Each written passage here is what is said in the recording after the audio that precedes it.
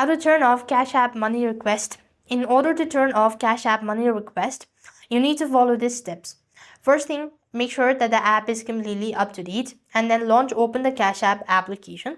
After which, tap on the profile icon, which is circle usually in the top right corner of your screen. Next, what you need to do is select privacy and security options. So from the list, you want to scroll down to the request section. Then toggle the incoming request, switch to off positions. If you want to receive a request from a specific people, you could turn the incoming request toggle on the selected on and then select whether you want to receive request from your contact or anyone. And that is how you'll be able to turn off Cash App money request. And for some reason, if you cannot find this option, directly contact the support team and they will be able to help you out with the procedure.